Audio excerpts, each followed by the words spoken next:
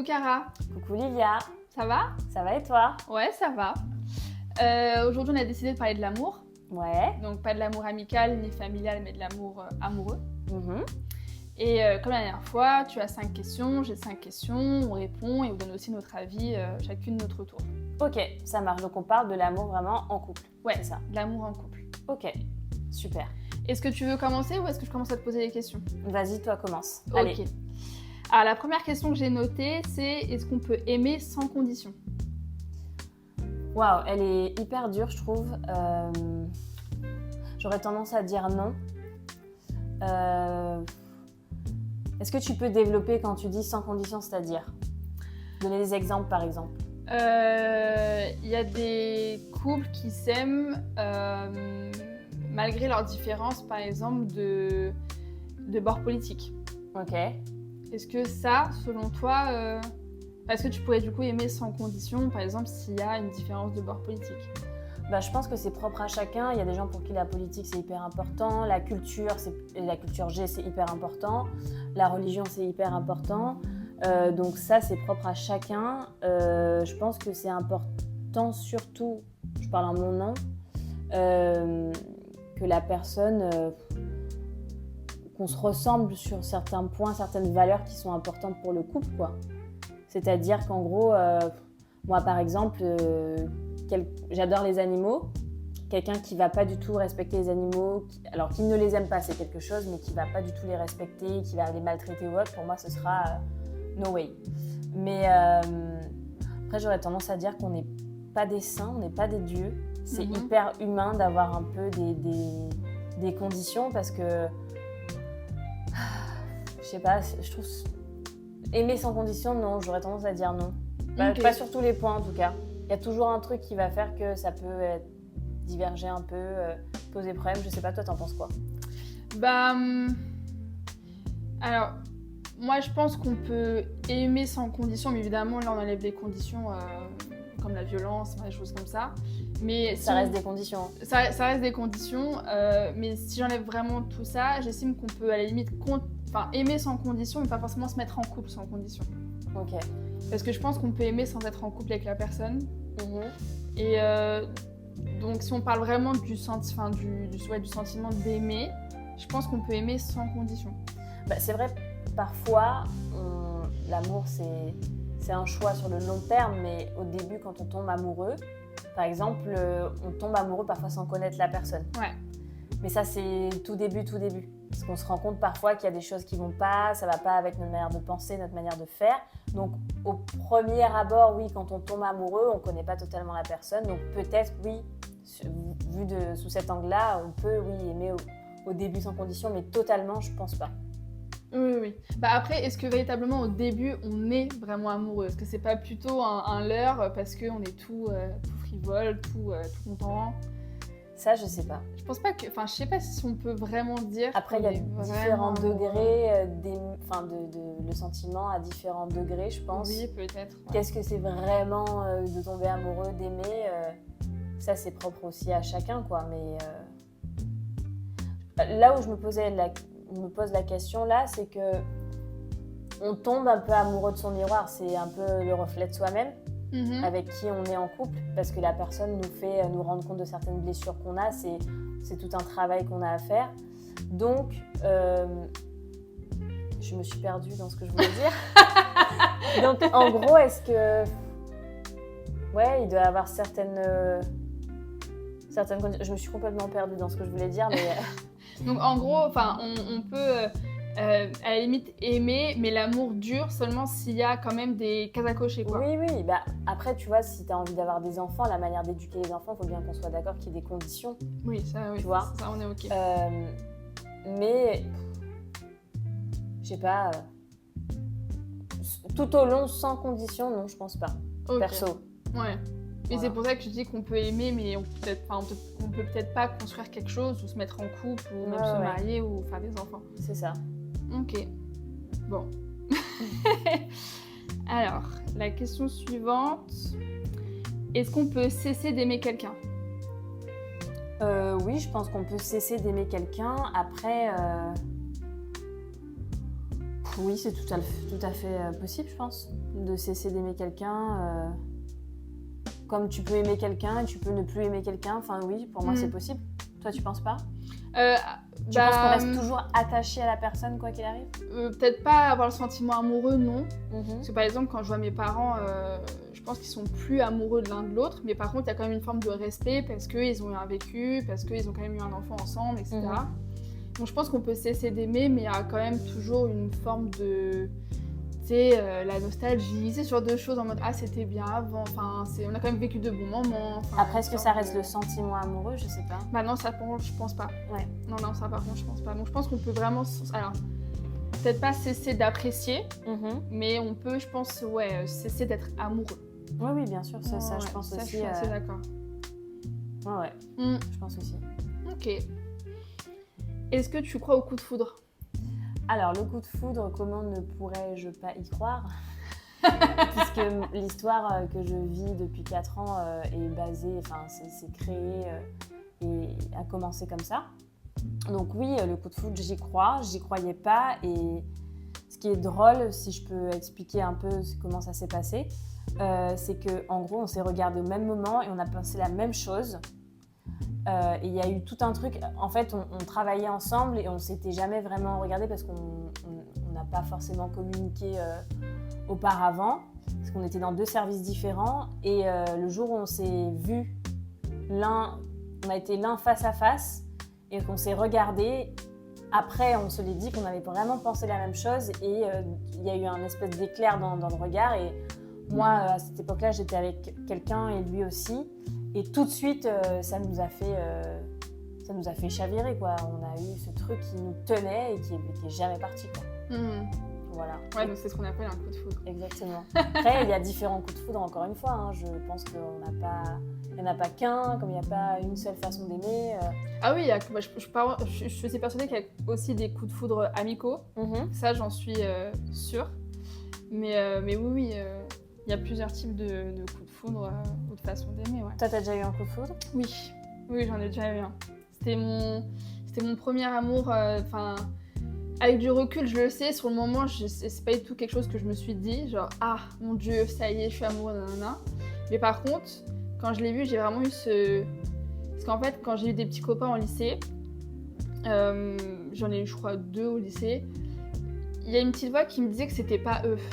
Enfin, il y a autre chose qui m'attendait. Et donc, quand j'ai rencontré ce mec, j'ai eu une voix qui m'a dit c'est lui. Enfin, peut-être pas forcément pour la vie, mais c'est lui qui est censé être le premier, qui est censé être... donc, j'ai plus eu un coup de foudre, mais en même temps une grosse intuition. Ok. Ouais. Voilà, après, est-ce que c'est pas ça aussi, le coup de foudre amène peut-être l'intuition? Ah, je suis sûre que... Ouais, si, je suis sûre que si. Intuitivement, on va se dire ah, mais je crois que c'est The One. De toute manière, c'est un truc qu'on ressent. Ouais. Oui. Moi, je me rappelle aussi, au début de notre relation, on savait pas du tout où ça allait nous mener parce qu'on était chacun en couple de notre côté. Et il m'a dit, tu le sais pas encore, mais je suis l'homme de ta vie et toi, t'es la femme de ma vie. Il te l'avait vraiment dit? Ouais, il me l'a dit. J'espère qu'il m'en voudra pas de dire ça. Mais il en était certain et il me l'a dit il y a quelques mois. Il m'a dit, tu te souviens quand j'ai dit ça, t'as vu, je te l'avais dit, quoi. Donc oui, c'est sûr que c'est une intuition, c'est un ressenti, c'est un truc qui est tellement fort que tu sais, quoi. Oui, il a dû le sentir à un moment donné. Hein. Ouais. Oh, trop beau. Est-ce que parfois aimer, c'est en réalité répéter un schéma? Alors, aimer, est-ce que c'est répéter un schéma? Alors, je pense que quand tu te mets en couple pour, comme je disais, pour apprendre de toi. C'est un peu ton miroir, en fait. Ça te fait refléter ce que tu as travaillé. Un schéma, oui, je pense que soit tu reproduis le schéma de tes parents, de ce que tu as vu pendant ton enfance, soit c'est quelque chose que tu coupes un peu. Mais oui, je pense que ça fait répéter des schémas. Et tant que tu n'as pas compris le truc et quelle est la blessure qui te titille, entre guillemets, oui, tu répètes ce schéma. Et après, on en a tellement des blessures que... Oui, on répète souvent la même chose. C'est pour ça que souvent, on ne se rend pas compte. On se dit, dans cette relation, j'ai souffert de ça, mais je ne comprends pas, mais là, c'est la même chose et c'est encore la même chose. Et en fait, oui, ça te montre juste en fait, c'est ce que tu as à travailler, quoi. Ouais. Donc, je pense que oui, c'est les répétitions de certains schémas, ouais. Ok. Et toi, tu penses quoi de ça? Je me suis posé la question pas mal de fois. J'en ai même parlé à mon psy, notamment quand j'ai parlé de ma première relation. Et il m'a dit, j'ai l'impression qu'il y a un schéma qui se répète entre cette relation-là et la relation que vous avez eue avec votre père. Donc, c'est vraiment c'est typique le daddy issue.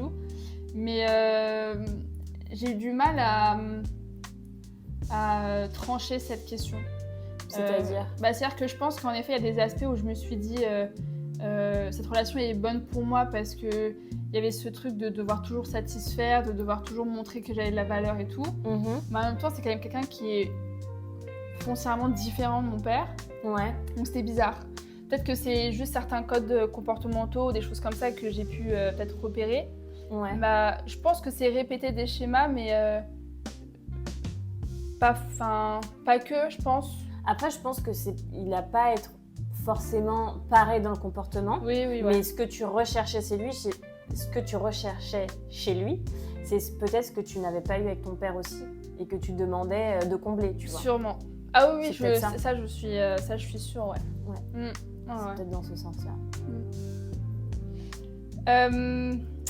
La dernière question. Est-ce que tu penses qu'on peut aimer plusieurs personnes en même temps? Alors, aimer plusieurs personnes en même temps. Je pense qu'effectivement, l'amour, tu décides pas, en fait. Moi, je sais qu'à un moment, quand j'étais en couple avec la personne avec qui j'étais avant mon copain actuel, j'avais beaucoup de tendresse et c'était une forme d'amour. J'étais plus amoureuse de lui, c'était une forme d'amour, de comme tu disais, de nostalgie, comment dire, tu sais, tu as été un moment avec cette personne, tu connais un peu ses habitudes, c'est cette nostalgie-là, mais c'était pas de l'amour en fait. Moi, ça m'est jamais arrivé d'être amoureuse de deux personnes. Je savais que quand une rentrait dans ma vie et que je la laissais rentrer dans ma vie, c'est que c'était terminé avec l'autre. Donc, j'ai jamais eu ce truc d'aimer deux personnes. J'avais l'impression, mais ça a toujours été faux, pour ma part en tout cas. Après, je pense que ça peut arriver d'aimer deux personnes à d'autres personnes. Ouais, peut-être. Je sais pas, moi, j'ai pas connu ça en tout cas. Ok. Et toi? Je pense que oui, mais pas de la même manière. Par exemple, toi, tu m'as décrit que tu avais une sorte de nostalgie. Ouais. Donc, je pense qu'on peut avoir une sorte, à des degrés différents ou une sorte d'attachement. Ouais. Et tu sais, de l'amour, disons, comment on pourrait dire ça? Une sorte une sorte d'attendrissement, tu sais... Oui, t'as un espèce de lien qui est encore là, quoi. Ouais, une sorte de... Oui, il y a un peu de l'affection, tu vois, des choses comme ça, mais après, je pense pas qu'on puisse aimer deux personnes en même temps de la même manière que... Par exemple, imaginons demain j'ai l'attachement pour quelqu'un d'autre, je pourrais pas l'aimer de la même manière que j'aime mon mari, parce que mon mari, c'est quelqu'un avec qui je construis quelque chose, on se voit tous les jours, on vit ensemble, puis on est mariés aussi accessoirement, donc c'est aussi une forme de contrat. Mais je pense que je pourrais avoir un peu d'attendrissement pour quelqu'un d'autre, mais c'est vraiment du profond respect ou vraiment le truc de je t'aime bien, quoi. Je t'aime bien, ça ira pas plus loin, mais je t'aime bien. Ok. Donc je pense qu'on peut ressentir de l'affection pour plusieurs personnes, mais il y en a quand même un qui surpasse les autres. Oui, c'est ça. Ouais. C'est ce qui m'est arrivé et je me suis dit, c'est pour ça qu'à ce moment-là, pour moi, c'était terminé avec la personne d'avant parce que je me rendais compte que mes sentiments étaient tellement forts d'un autre côté que c'était pas possible, quoi. Mais après, oui, c'est une question importante parce que souvent, tu sais, il y a des nanas ou des mecs qui sont en couple, qui ont une deuxième vie, entre guillemets. Est-ce qu'ils restent dans leur couple malgré le fait qu'ils aient quelqu'un d'autre à côté parce que aussi c'est agréable, c'est une habitude et tu veux pas faire mal aux enfants, tu veux pas faire mal justement à la personne avec qui tu t'es marié et tout, ou vraiment ils aiment les deux. Mais en général, j'ai jamais entendu d'histoire disant que ils aimaient les deux et en gros ils n'ont pas réussi à quitter l'autre. Il y a toujours quelqu'un qui quitte parce que il y a des sentiments qui penchent plus d'un côté que de l'autre, quoi. Mais après, je sais pas. Là, c'est là où je me dis qu'il y en a qui suivent ce qu'ils veulent faire. Enfin, vraiment en mode là, je veux me séparer, je veux me mettre avec quelqu'un d'autre. Il y en a qui vont plutôt rester raisonnables en mode c'est pas mon cœur qui me dirige, mais plutôt moi qui dirige mon cœur. Ou alors ma raison, ouais, voilà. Donc là, je pense qu'on a tous après nos codes, quoi. Il y en a qui vont vraiment se dire non, moi, ma vie, elle est carrée, elle est rangée, c'est la raison et rien d'autre. Il y en a qui vont se dire moi, je suis plutôt mon cœur, mon intuition. Là, pour le coup, je pense que c'est une question d'éducation. Je trouve ça hyper compliqué parce que je pense qu'il y a des gens qui sont ultra malheureux parce que malgré tout, ce qu'on a envie et ce qui nous rend heureux, c'est de suivre notre cœur. Bah, bien sûr. Et quand tu suis ta raison, parfois, tu passes une vie ultra malheureuse après aussi parce qu'il y a cette personne qui n'est pas là et tu vis sans la personne que t'aimes, quoi. Donc, ouais, je pense que oui, t'as des moments de bonheur, mais c'est vrai que au quotidien, ça doit travailler, ouais, de pas avoir suivi ce que tu voulais réellement quand même. Ouais. Après, tu sais jamais ce que tu sais ce toujours... que tu perds, voilà, c'est pas ce que tu trouves. Ouais, non, mais c'est ça. Mais exactement. Mais même il y a le contraire aussi, c'est que c'est ça exactement. Tu te dis putain, elle aurait été comment ma vie avec lui ou avec elle. Et perso, et je touche du bois, j'espère que ça ne m'arrivera jamais et je ferai en sorte que ça ne m'arrive jamais, mais je ne pourrais pas vivre sans avoir suivi mon cœur, je pense. Ouais, non, mais moi non plus. Ça doit être ultra dur. C'est... ouais. Non, j'ose pas imaginer. Mais même dans les deux sens, je trouve qu'il faut des coronesses pour rester et des coronesses pour partir. Ouais, ah non, mais oui. À mon sens, il faut quand même plus de coronesses pour partir. Parce que ma mère m'a dit un jour que rester c'est dur, mais quitter c'est encore plus dur. Mais t'imagines de rester alors que t'aimes quelqu'un d'autre, mais t'es dans la souffrance, mais tu te dis j'ai fait ce choix, je reste, il y a ma famille, il y a mes enfants et tout. Mais t'es pas avec tous les jours, tu te lèves avec la personne que tu n'aimes pas, que tu n'aimes plus. C'est là justement où je te disais qu'on peut on peut aimer, mais on peut toujours avoir quand même une forme d'attendrissement, une forme de respect, tu vois. Donc là, je pense que c'est pas vraiment en effet le sentiment amoureux qui prime, mais c'est ça fait oui, mais est-ce qu'on peut se contenter 4, 5 ans, 10 ans qu'on se connaît, mais... Est-ce qu'on peut se contenter de ça? Moi, je pourrais pas. Ouais. Moi, je te le dis. Je sais, je pourrais pas. Moi, je pourrais pas être avec quelqu'un dont je suis pas amoureuse. Ça, c'est... Que j'admire pas, que mes yeux brillent pas quand je le regarde. Ça, je peux pas. Ouais. Je peux pas. Ça doit être horrible. Ouais. Ah non, ça, Après, il y en a pour qui c'est encore plus horrible d'être sans leurs enfants, sans leur famille. Oui, puis même, il y en a, ils se disent, bon bah voilà, tu connais ma famille, choix, je connais la tienne. Si j'ai le malheur de te quitter pour quelqu'un d'autre, ma réputation, elle va être bousillée, quoi. Ta famille, ils vont m'en vouloir. En fait, il y en a pour qui c'est trop dur à gérer, ça. Ouais, il y en a, ils se sentent pas du tout capables de gérer ce genre de situation. Donc pour moi, il faut avoir quand même plus de coronesses pour partir et suivre son cœur que suivre la raison. Ouais, je sais pas, moi je trouve que les deux, ça... Après, respect à ceux qui restent. Hein. Oui, c'est vrai, parce qu'on peut dire à chaque fois qu'ils sont lâches de rester parce qu'ils font pas leur choix, mais en même temps, waouh. En fait, moi je trouve ça lâche, mais c'est pour la personne avec qui ils sont, en fait. Ouais, bien sûr. Tu vois. Ah, mais c'est sûr que c'est hyper important. Après, c'est clair que je comprendrais aussi le fait de ne pas leur dire au conjoint. Ah bah oui, non mais... Parce que c'est invivable aussi et que ça t'amène forcément vers... Après, il y a des conjoints qui acceptent aussi. Hein. Oui, il y en a qui savent mais qui disent rien. Oui, ça existe aussi. C'est un autre sujet. Là, on pourrait en débattre pendant des heures. Mais on pourrait peut-être faire un podcast un jour dessus. Mais sur le triangle amoureux. Exactement, mais c'est chaud. Ouais. Du coup, moi, je vais commencer avec mes questions. Vas-y. Est-ce que tu te souviens de la première fois où tu es tombée amoureuse? Oui, du coup, j'en ai parlé un peu plus tôt. Oui, je me souviens, mais c'est... En fait, j'ai su un peu plus tard que j'étais véritablement amoureuse. C'est grâce au manque. En fait, c'est quand je me suis dit, là, il me manque. Et là, je me suis dit, bon, ça y est, à mon avis, c'est que t'es amoureuse. Mais avec du recul, je pense que je suis tombée amoureuse beaucoup plus tôt. Bah oui. Ouais. Mais quand t'étais genre... Quand on était toute petite, genre en maternelle, où on a eu des petits amoureux toutes. Ah non, quand je dis plutôt, c'est dans la relation. Je pense pas que j'ai été amoureuse. J'ai pas été amoureuse avant ma première... Ah ouais? Ah oui. Quand t'étais plus petite, genre t'avais pas d'amoureux et tout? Non, si, mais j'étais pas amoureuse, non. Non, mais même, non. Je sais pas si le sentiment amoureux, enfin tu vois, il y a plusieurs manières d'être amoureux, mais quand on est petit et que tu sens que ça te fait un petit truc... Ça m'a jamais fait ça. C'est vrai? Ah, jamais. Avant ma première relation, non. Ah ouais? Ouais. Moi, je crois que je suis tombée amoureuse 1 million de fois quand j'étais petite, toute petite. Hein. Ah ouais, hein. Ce serait ton cœur de princesse. Ah ouais, moi, je pense que ça m'est arrivé plein de fois. Hein. Ah non, Après, le vrai amour comme je le vis là, non. Mais être amoureuse quand j'étais petite, je sais que j'avais plein d'amoureux hein, dans la cour de récré et tout. En fait, c'est que avec ma...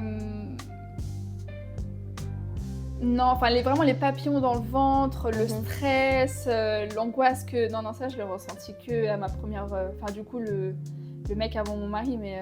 Bon, après, j'ai pas eu d'angoisse en maternelle, hein, mais... tu sais, le truc où tu dis... tu envoies des petits papiers, je t'aime, machin et tout, non? T'as pas eu ça? Non, jamais eu ça. Okay. Ouais. Et oui, le vrai amour, là, moi, je le vis aujourd'hui. Ah bah oui, vraiment. Ouais. Mais... Est-ce que ta façon d'aimer a changé avec le temps? Oui. Oui, parce que la façon de m'aimer a changé avec le temps. Et donc la façon d'aimer a changé avec le temps. Puis mes besoins aussi ont changé. Donc ouais, après, comment ça peut... Moi, je le sais parce que je le vis, mais comment l'exprimer Avant, je pensais que l'amour, c'était quelque chose de fusionnel, passionnel. Alors, j'y crois toujours, mais je pense pas que ce soit quelque chose de durable. Pour moi, il faut que ce soit durable, il faut quand même qu'il y ait d'autres choses que la fusion et la passion. Il faut qu'il y ait une forme de respect, il faut qu'il y ait de la stabilité, il faut qu'il y ait de la construction, il faut qu'il y ait un petit peu de raison. Mais ça, c'est le côté un peu chiant. Après, il faut quand même toujours un peu de passion et de fusion à côté, mais c'est plus ce qui fait en tout cas le centre de comment j'aime quelqu'un, quoi. Ok. Ok. Et toi? Ouais, ma façon d'aimer a changé avec le temps parce que déjà, la manière dont j'aimais et la relation pour moi, c'était très toxique avant. J'avais besoin absolument que la personne avec qui j'étais comble cette espèce de vide que mon père n'avait pas su combler ou mes parents n'avaient pas su combler. Et par rapport à la relation de mes parents, j'étais complètement dépendante parce que c'était ce que je voyais. Donc j'étais complètement dépendante, j'avais besoin de tout le temps être avec la personne, j'avais pas de vie, tout c'était lui. Et un jour, j'ai dit à mon père, parce qu'il m'est arrivé un truc très grave dans une de mes relations où je me suis fait taper dessus. J'étais vraiment avec quelqu'un de très nocif pour moi, ça m'avait vraiment détruite. Et j'avais des crises d'angoisse tout le temps. Et j'ai dit à mon père, écoute, il faut que je te parle parce que je pense que la manière, enfin les relations que j'ai et ce que je recherche et ce qui me tombe dessus aujourd'hui, c'est pas normal. Donc j'aimerais te parler, il faut qu'on parle, qu'on ait une discussion. Donc on a eu cette discussion tous les deux. Et à partir de là, j'ai commencé à dresser une espèce de liste de ce que je voulais et ce que je voulais plus. Ouais. Après, ouais, ça a complètement changé parce que, bon, il y a eu une relation aussi où j'ai été vachement maternelle avec mon conjoint. Quelle femme ne l'a pas été? Non, mais là, vraiment, j'ai joué vraiment le rôle de maman à 100%. J'ai même eu à un moment de la pitié. Et vraiment, c'est pas méchant quand je dis ça, mais j'ai vraiment eu de la pitié et je me suis dit non, ça va pas. Et en fait, dans la relation où je suis, j'ai jamais autant travaillé. C'est-à-dire qu'en gros, au début, oui, il y a la fusion, comme tu dis. Et après, tu te rends compte que, en fait, on fait toujours en fonction au début de l'autre. C'est-à-dire qu'on se met dans le moule pour pouvoir faire plaisir à l'autre. On capte un peu ce que l'autre aime toujours. Et on se met dans ce moule-là. Ouais. Et après, vient le moment où chacun se montre un peu sous son vrai jour. Et c'est à ce moment-là où le travail commence et tu te dis « Ah, attends, il fait ça, j'aime pas trop, tu vois. Ouais. » Et en fait, c'est là où tu commences à comprendre, où j'ai commencé à comprendre que je l'aimais vraiment parce que je l'aimais avec ses défauts et ses qualités. Et je me suis rendu compte, j'aime pas trop, mais en fait, ça fait partie de lui. Et est-ce que j'ai pas ce truc-là aussi? Est-ce que ça me renvoie pas ça? En fait, moi aussi, je suis un peu comme ça. Et lui, il m'aime. Et c'est pour ça qu'aujourd'hui, je me sens totalement libre. C'est-à-dire qu'en gros, je sais que parfois, je vais être un peu princesse. Il en a totalement conscience. Mais en fait, il m'aime comme ça aussi. Oui, bien sûr. Et c'est là où je trouve que c'est bien. Et on n'a pas fini de travailler sur plein de choses. Elle a été très révélatrice de plein de blessures, cette relation. Autant pour lui que pour moi. Et oui, ça a complètement changé, quoi. Je pense que c'est ça qui est cool, c'est que quand tu formes un couple où on sait qu'on a des failles l'un l'autre, mais qu'on est toujours, on est surtout là pour s'aider à les identifier, à les analyser et à travailler dessus. Je trouve que c'est l'une des plus grandes forces que peut avoir un couple. Ça c'est sûr. Bah, en fait, oui, c'est comme une équipe. En fait, on sait qu'il y a des points forts d'un côté, d'autres points forts d'un autre côté. Et en fait, on s'aide, quoi. Ouais. On s'aide, on se dit, bah tiens, moi j'ai cette force-là, tiens, je vais apporter ça. Moi j'ai cette force-là, bon après, là ça pêche un peu, est-ce que tu peux m'aider à... Et je trouve que c'est vraiment comme une vraie équipe, quoi. Ouais, je suis d'accord. Et vraiment, il y a des discussions que j'ai eues dans ma relation là que je n'avais jamais eues avant, des discussions d'argent, parce que la vie a fait qu'on a dû en parler. Et je trouve que c'est des choses hyper importantes. Parfois, il y a des gens qui n'osent pas parler de certaines choses dans leur couple. Oui. Et par exemple, tabous, alors que... des choses hyper tabous comme le sexe. Je suis sûre qu'il y a plein de gens qui n'osent pas parler de leurs fantasmes, en fait. Ouais, ah oui, je suis sûre. Après, par peur de jugement ou par peur de jugement, il y a moi j'aime qu'on me fasse ça, ou j'aimerais faire ça, ou c'est hyper important parce que tu vis frustré. Ah bah oui. Oui, puis après, voilà, la tromperie, des choses comme ça. Oui, il y en a plein qui, je pense, pourraient en parler à leur partenaire et en fait, ça pourrait s'arranger. Et il y en a qui préfèrent... Après, moi, j'estime aussi que s'il y en a qui ne sentent pas à l'aise d'en parler, c'est que aussi l'autre, normalement, s'est montré peut-être réticent ou réticente à en parler ou à recevoir des conseils ou des critiques ou des choses comme ça. Et ça, je trouve ça aussi un peu toxique parce que c'est comme moi je veux et toi, en fait, tu auras beau me dire ce dont tu as envie et tout, en fait, non, c'est comme ça et pas autrement. Ou alors, je peux pas en parler, il y a ça, ou c'est peut-être par rapport à l'éducation qu'ils ont reçue aussi. Ah oui, il y a ça la aussi, religion qui bien est sûr. pour beaucoup parfois. Oui, bien sûr, oui, bien sûr. Donc, et ça, je trouve ça hyper dommage, quoi. Ouais, bah ça... Parler de cul, parler d'argent. Parler de toutes ces choses qui, en fait, qui sont hyper importantes. Il n'y a pas le choix, mais oui, non, mais c'est clair. C'est clair. N'ayez pas peur de parler avec votre conjoint de plein... Même si ça fait ça amène des conflits, hein. Bah, c'est pas grave, ça. Oui, en fait, à partir du moment il y a des gens où qui ont vous peur mettez du conflit aussi, hein. Oui, c'est vrai. Il y en a, ils ont peur de la confrontation, ce genre de choses, alors que c'est un peu primordial. Après, bon, en effet, là, on dit quand on parle de confrontation, c'est pas se taper dessus, casser des meubles. Non, là, c'est vraiment parler, ne pas forcément être d'accord, mais s'entendre sur un point, se mettre d'accord, trouver un équilibre, quoi. C'est ça. Qu'est-ce que ça te fait, toi, de te sentir aimé ? Avant, c'est tout ce que je désirais. C'était la chose la plus chère que je pouvais avoir. Je voulais que tout le monde m'aime avant. Si quelqu'un m'aimait pas, c'était un comble. Je me suis dit, mais alors, qu'est-ce que j'ai fait de mal ? Et après, je me suis dit, mais en fait, Lilia, des fois, tu auras beau faire ce que tu veux, les gens ne t'apprécieront pas. Donc, juste sois toi-même. Et dans ta relation ? Dans ma relation ? Ouais. Pour rester dans le sujet de la relation. Ah oui, non, mais t'as raison. Faut pas s'éparpiller. Et je trouve ça gratifiant parce qu'il est ce qu'il est. Parce que c'est un homme avec des valeurs, des principes, il sait ce qu'il veut dans la vie, il prend soin de moi, il prend soin de son père, il a des vraies bases, donc je me dis s'il aime une femme comme moi, c'est que ça va, quoi. Je suis pas une femme dégueulasse, mais là je parle pas de physique, hein, je parle vraiment de mentalité ou de... Donc je trouve ça gratifiant. Ouais, je trouve ça gratifiant. Tu trouves que ça t'a une certaine sécurité aussi ou pas ? Sa manière d'aimer, donc oui, me met en sécurité. Après, c'est pas son amour en tant que tel qui me met en sécurité. Ok. Ouais. Non, là où je me sens de base en sécurité, c'est dans ma famille. C'est avec ma mère, mes grands-parents, mon père, ce genre de choses. Après, en couple, je suis en sécurité parce que il m'aime d'une manière saine. Ok. Ouais. Et toi, tu te sens comment quand tu... Moi, comme tu disais, moi c'était la chose la plus importante que mon conjoint m'aime et je sentais que j'avais beaucoup de valeur grâce à ça et tout. Aujourd'hui, justement, moi ça m'apporte une certaine sécurité. En gros, je sais qu'on doit s'apporter sa propre sécurité. Hein. Oui, avant tout. Mais en gros, je me dis, je pourrais me balader à poil dans la rue, je m'en fouille même. Je pourrais faire n'importe quoi, je m'en fouille même. Ça me fait ça un peu et en fait je m'aime moi-même et le fait que lui aussi m'aime, ça m'apporte de la force en fait. Ok, ouais, je vois. Ça m'apporte de la force et... Une sorte de validation. Avant, c'était beaucoup ça.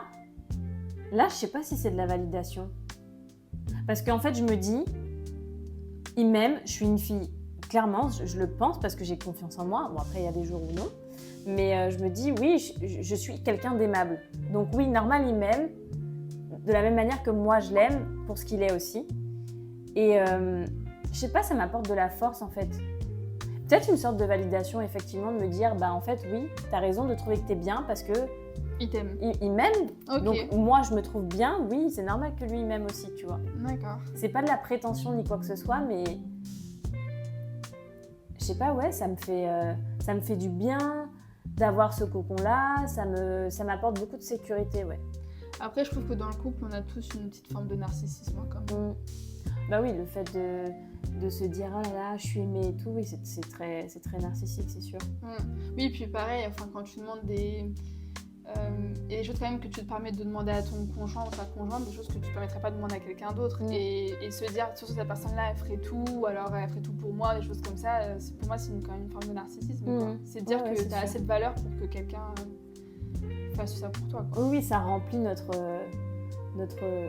bassine, notre marmite de narcissisme, c'est sûr. Ouais, clairement. Mais je trouve que ouais, se sentir aimé, ça fait du bien, quoi. Oui, ça foncièrement, ça fait du bien, ça c'est humain, ça je pense. Mais avant tout, oui, je pense que pour voir le bien que ça peut procurer, faut d'abord se le donner à soi, parce qu'en fait, il y a des gens que j'ai côtoyés qui se rendaient même pas compte de ce que ça faisait ou qui dénigraient ça parce que justement eux n'arrivaient pas à s'apporter ça. Ah mais c'est pour ça. Et qui étaient totalement en doute, constamment en doute, à se dire mais non, mais est-ce qu'il m'aime, mais est-ce qu'il m'aime, Moi je sais que quand je perds confiance en moi, ça me fait. Oui, c'est normal. Parce que si tu t'aimes pas, tu te demandes comment les autres peuvent le faire en fait. Enfin, au début, je m'aimais pas du tout. Et je disais à mon mari, mais tu peux pas m'aimer en fait, parce que moi je ne m'aime pas, enfin c'est pas possible. Moi ça m'est déjà arrivé d'avoir des phases comme ça, où je lui dis, non mais regarde, je suis trop moche, je suis dégueulasse, je fais rien, j'ai rien fait d'extraordinaire. Je suis qu'une merde. Ouais. Moi ça m'est arrivé aussi une fois avec ma mère, où elle me disait, je suis fière de toi. Je dis, mais j'ai rien fait. Pourquoi t'es fière de moi? J'ai rien fait, hein. J'ai rien... J'ai pas elle sauvé le me dit, non, monde. c'est comme ça. Je pense que c'est aussi ça. Hein. Mais je pense qu'il faut qu'on soit gentil avec soi-même parce qu'il faut vraiment qu'on se dise que en fait, il n'y a pas besoin d'être une femme ou un homme extraordinaire pour avoir l'amour de quelqu'un. Quoi. Ouais, ça peut juste je t'aime parce que tu es qui tu es, enfin tout simplement. Ouais, je suis d'accord. Je suis tout à fait d'accord. Selon toi, comment faire pour préserver l'amour? Ça, j'ai envie de dire, c'est chacun ses codes. Hein. Chacun a sa manière d'entretenir. Il y en a, ils vont aimer le changement. Il y en a, au contraire, ils ont pas vraiment de stabilité, donc ils vont avoir besoin de stabilité. Enfin, je sais pas. Je pense que comment entretenir.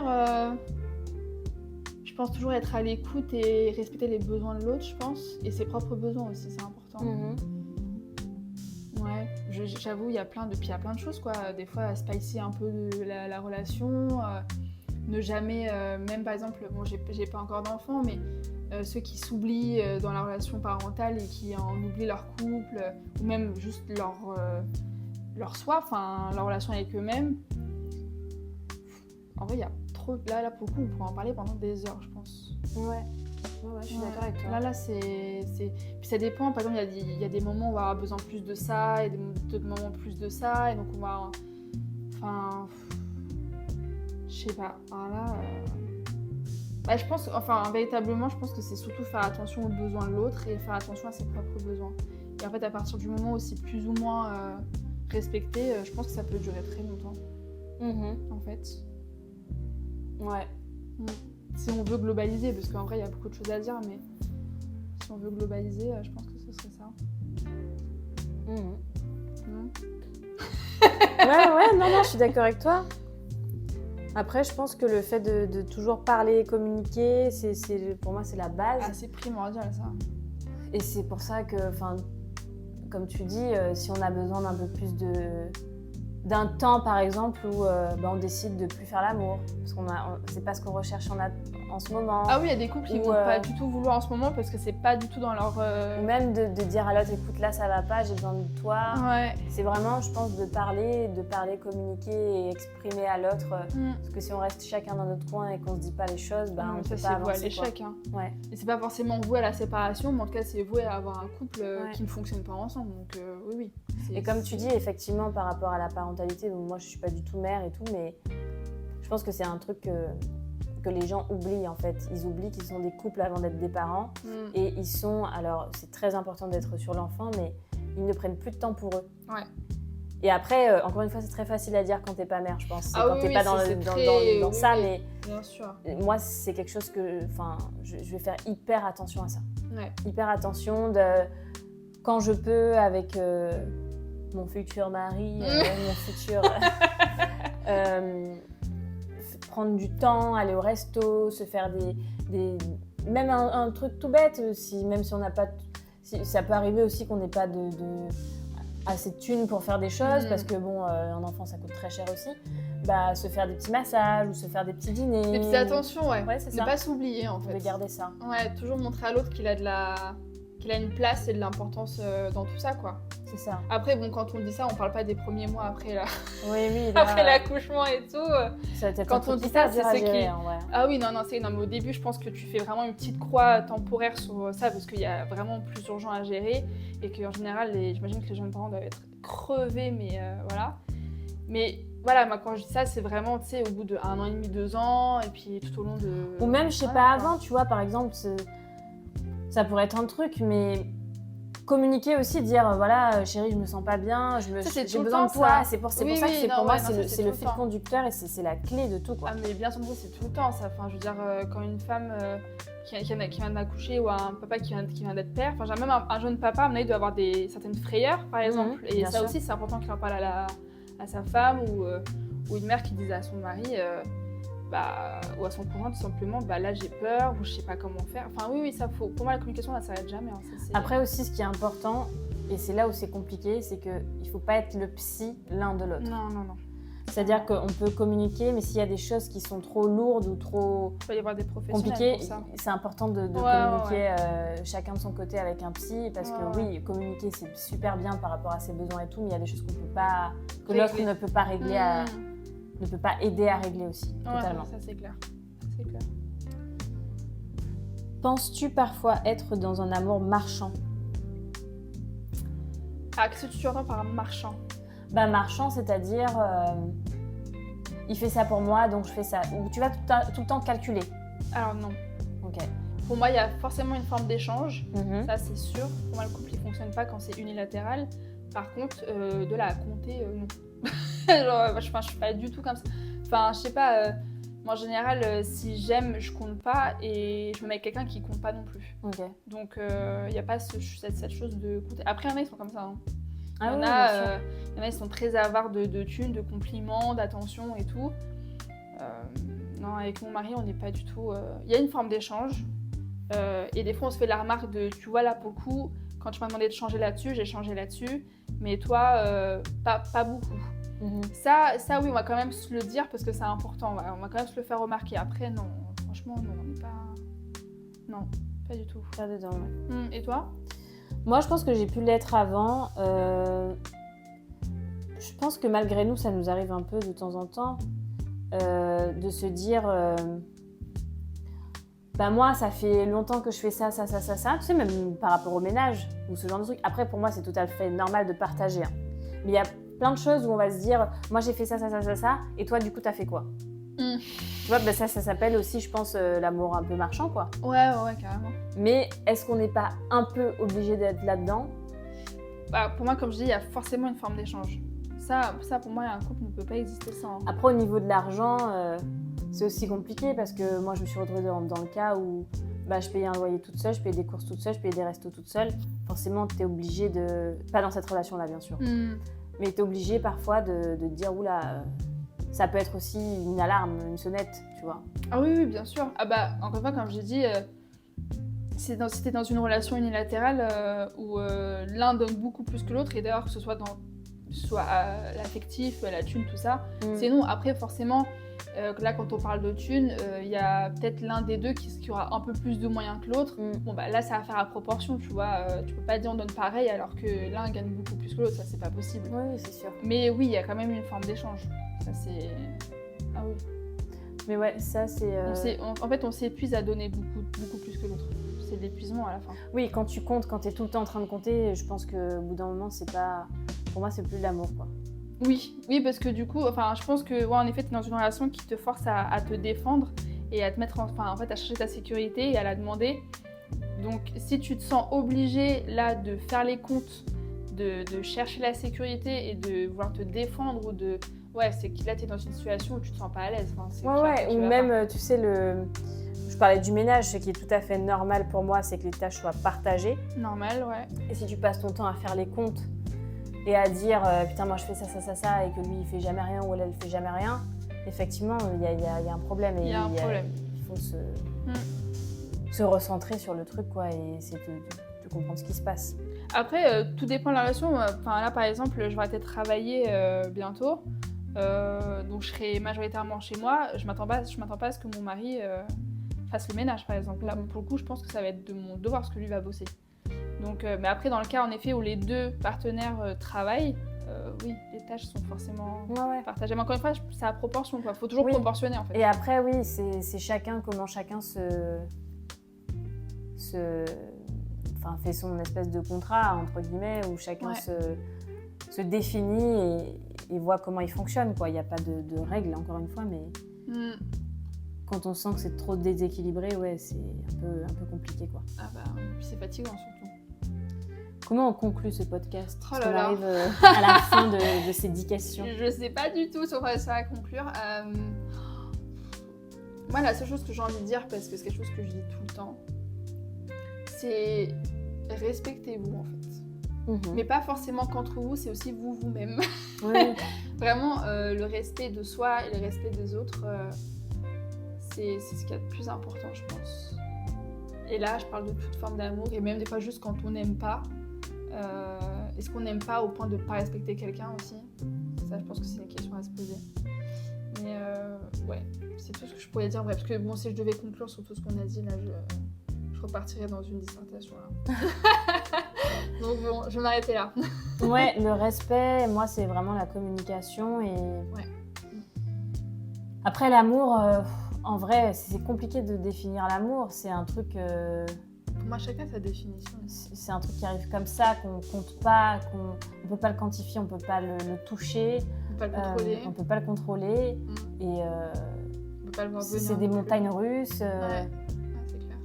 Et l'amour, oui, c'est la vie et c'est quelque chose d'inné, quoi. Ouais, ça se commande pas. C'est vrai qu'on pourrait faire un débat dessus. Bah mais oui, mais c'est pendant pour ça. 100 ans. C'est pour ça que je te dis, voilà. Après, voilà, encore une fois, dans ce podcast, on a amené nos idées, nos propres idées, ce qu'on pense nous, mais on ne fait pas de ça une généralité. Et si vous voulez qu'on en parle, nous donner des idées de podcasts aussi que vous aimeriez bien qu'on aborde. Donnez vos avis aussi sur les questions qu'on a posées. C'est ça. Et si vous voulez vous-même vous les poser, ça serait peut-être bien. Après, vous faites comme vous voulez. Voilà, écoutez, merci de nous avoir écoutés. Merci à vous, ouais. Et on vous fait un bisou et à la prochaine. À la prochaine, des bisous. Bisous. Prenez soin de vous.